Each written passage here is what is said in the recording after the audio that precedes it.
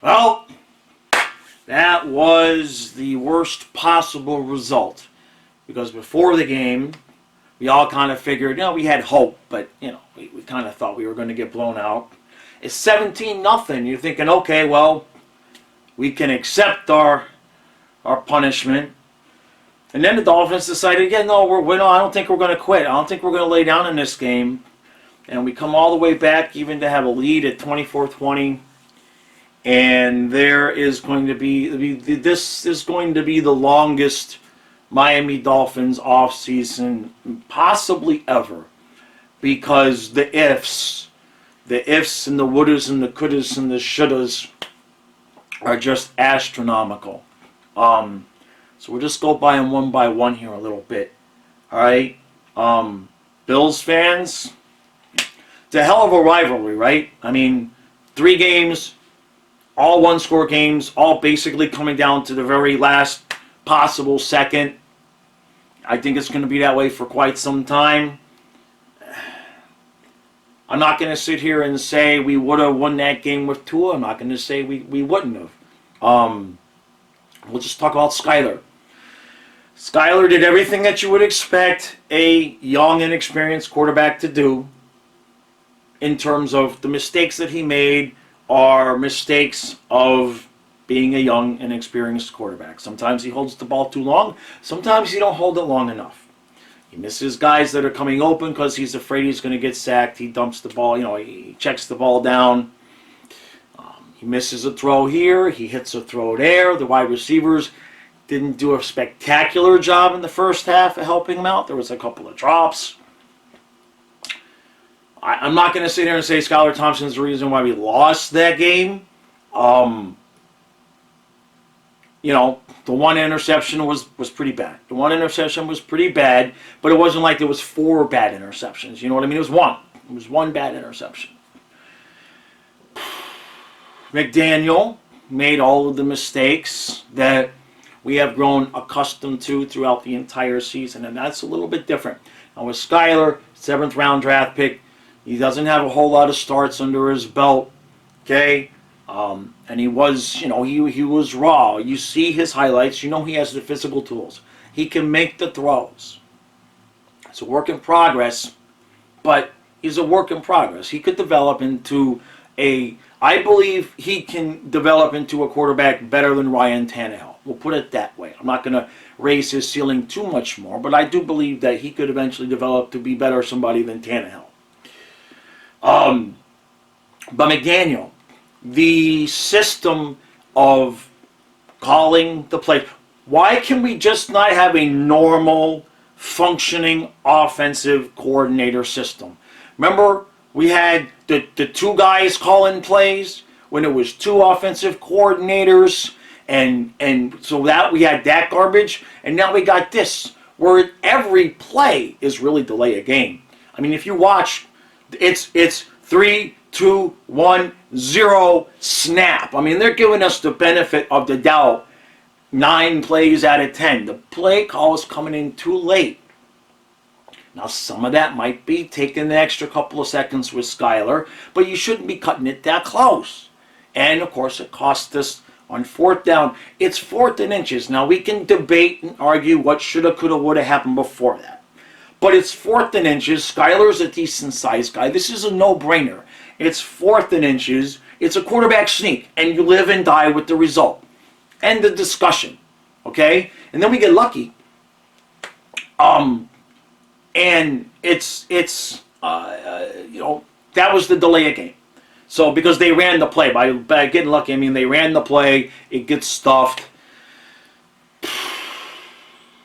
Then we get the 4th and 6. And yes, on one hand, I could sit here and say that the Bills defender did have Gesicki's arm barred. I mean, you can't deny that.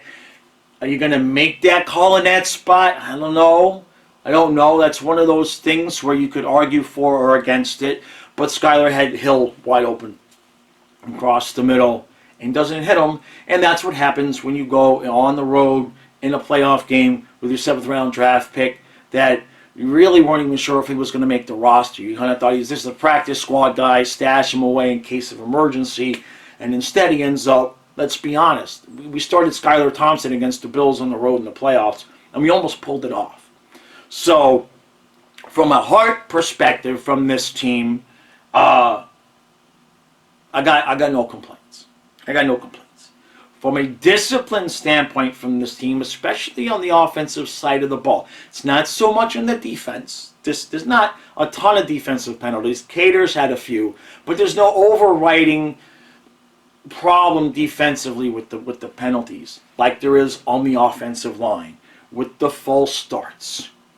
Just an overabundance, an incredible amount of false starts, and again, it ends up costing us.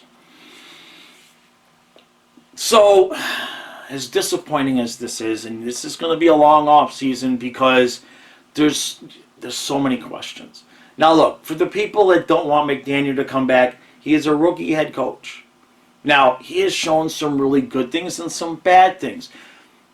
On one hand, I can definitely hear and agree with the crowd that says maybe some of these ideas, some of these problems should have been fixed already, like the lateness of getting the calls in.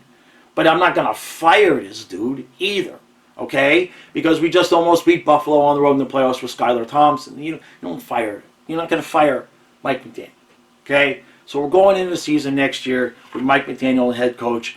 I have confidence that he's a smart, good coach. He's going to fix a lot of the problems, okay? He's going to go and he's going to be very analytical and he's going to look at things and he's going to work it out. I'm not saying we're going to be perfect next year, but you don't fire him. Okay, in my opinion, that's just a no-brainer. The question is Tua. And then the question is, okay, if Tua's coming back, which that's what we're hearing, that he's going to come back, we would have to be stupidly, that's not a word. We'd have to be idiots to put all of our bankroll on Tua being healthy and being there in the playoffs next year. We would have to be idiots to make that bet. So we need a backup quarterback.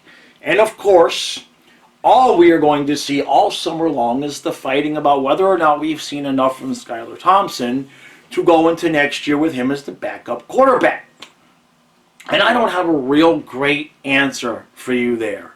What I would say is that I like Skylar Thompson. I think he can develop. But if you can get Jimmy G to be Tua's backup, you get Jimmy G to be Tua's backup. Because even if you're making Skylar number 3, you know eventually Tua's going to get hurt, which means you've got Jimmy G with Skylar as the backup. I don't think you start the season with Skylar as the backup. I think if you can go get Jimmy G, who's a free agent, okay, right? Now, Carr is going to be out there, but he's already said he wants to definitely be a starter. I prefer Jimmy Garoppolo. That's my personal preference in terms of going into next season.